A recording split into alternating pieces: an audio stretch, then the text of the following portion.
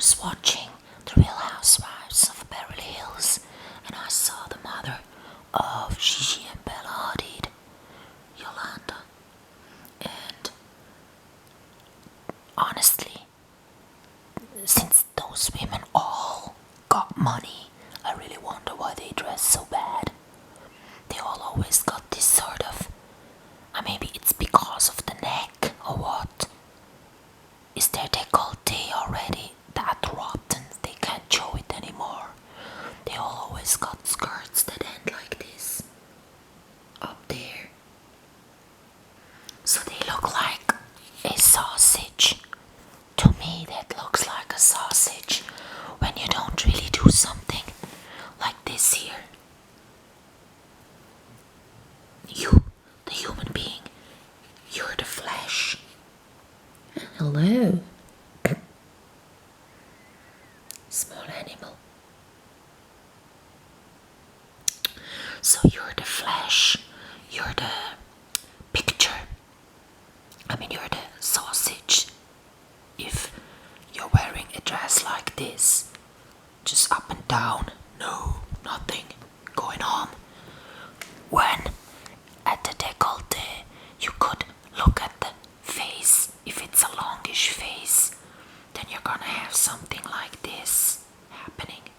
If it's a round face, then you could have something like this happening. Or if it's a triangle face, well, that one doesn't exist. I'm joking there, but it's essential that when you have a longish face, you cannot have a cleavage here that cuts into your longish face. You should always repeat the form that is given by your face. So let's say you got a round face, or let's say you got a longish face. So what you do here, you repeat the longish thing. Okay, so why isn't this skirt doing something here? Why is it just wrapping that body with some fabric? That's really sad, I'm telling you.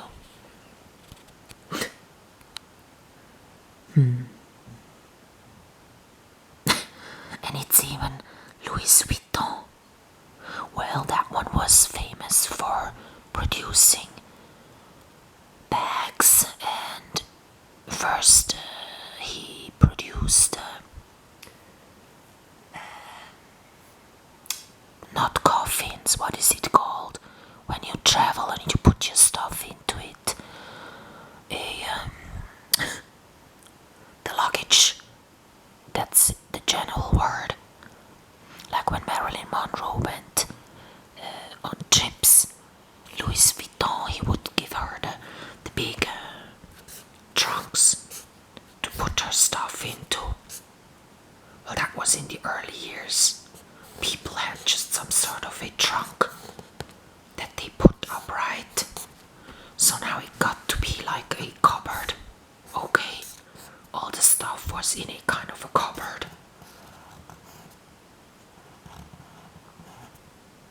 All the racks, the clothes, and you could close it. Okay, but then Louis Vuitton came and he actually produced the thing. Not coffins, but let's buy suitcases. Now he's more known for the handbags and stuff, but actually the way that he wraps these humans is a bit like, not caring too much. I'm serious.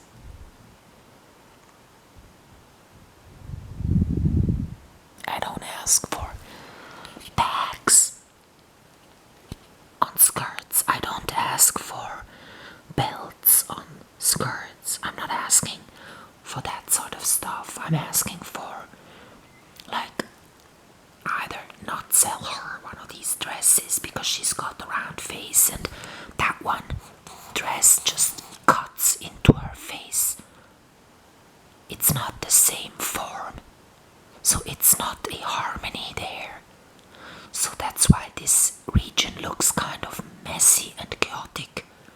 in my eyes. And also, if the dress were cut like this, still, that dress has nothing going. Oh, well, it has bags.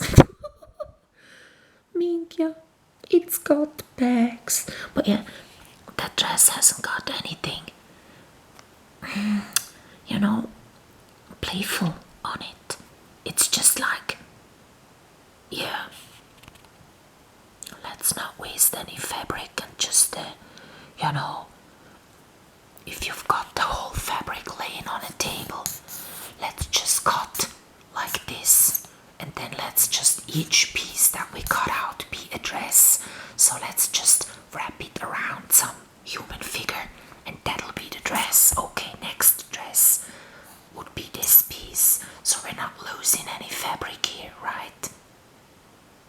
If you cut out, let's say, more here on the arm, and if you cut out more here, all of a sudden you lose all that fabric, right? You're losing it, sort of. Well, but yeah, all these women on that, the Real Housewives of no, it wasn't New Jersey, it was Beverly Hills. They were bitching about stupid stuff. I mean, yeah, of course, it's important if someone sleeps with your man, you're not delighted. Yes, I see that. But they should be rescuing animals rather than opening up, restaurants and go to, well, when they do charity, I don't really see them actually stand in for a cause. They just deliver their dresses. They want to get a good price for charity, but I don't see them go say, you all go and get yourself a cat and feed it and take care of it. They don't do the necessary things that nowadays we should do. There's poor countries, people should be helped, yes, but when people cannot help themselves, the animals, they suffer a lot. The people, they can go and ask for food and get what they need, but in the streets, all the animals, how are they gonna be fed? And also there's countries, they really treat animals badly. They want to have bear dance, or they eat dogs, or we should do something there. Yeah, they don't do that. They sit around and bitch about each other, so I mean, really, what a time waste. But she's one of the kind of more sympathetic ones, because her husband is that foster guy that made some music in his life, and she said when people sit around the piano and sing and dance, that one does good things with people. They become friends. So she's not a malicious woman or something. Also, she's managed to convince teenage daughters that both of them got their talents. One of them is more mainstream, one of them is more arty. Bella Hadid is more art, and Gigi Hadid is more mainstream. She did that to raise the confidence in those two, that they now actually are, believe in it. That's really good. Well done. So yeah, well, who am I to judge? But it's just that I watched a few of those, The Real Housewives. Just I was interested because that's the Bravo network that produces them, and actually there is Ed Guerini saying that a lot of drills got filmed and then on the media portrayed for real events, when those people actually taking the part of an actor in those drills are actors and not real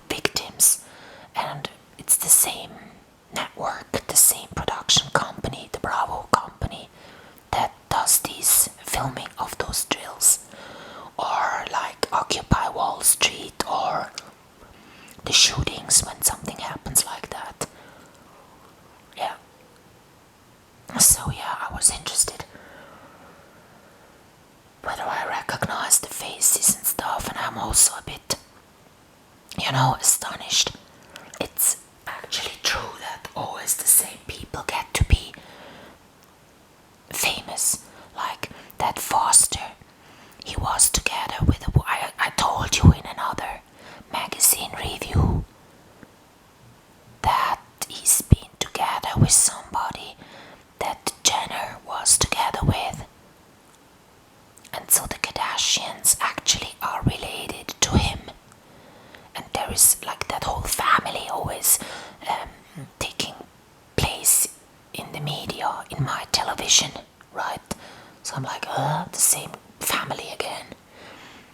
Yeah, I'm a celebrity, get me out of here.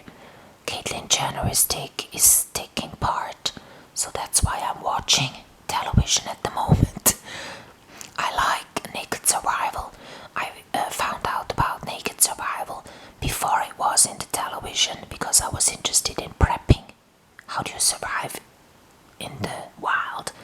And different wilderness is I was interested in, like how is it to survive on an island, and I still don't know how they get to water. Like when you're on an island, you can't drink the seawater because of the salt. When you've got a filter system, that one can't deal with the salt. So is the water, when you dig into an island and you reach the groundwater, isn't that one salty? Do you have to wait for rain? I still don't know. No, I was really interested in prepping, like just storing food at home if there is a crisis. And what do I do when no water is delivered? I need water tanks, so I bought 12 of them and I had water in them. That's as crazy as I went. That's because of a relationship that was abusive, and I was in such a painful state I couldn't think properly. So I fell for some delusions, just like into the transvestigations as well. But it's not that I believed completely, it was just like I wanted to try out how it feels to actually go that way, like with the prepping, the water that I was having just stored, and how it feels if it were to be true that there is a crisis. So I found out, okay, radioactivity won't be any, life-threatening cause, and it's just no electricity, water systems won't be running, functioning, so I need to have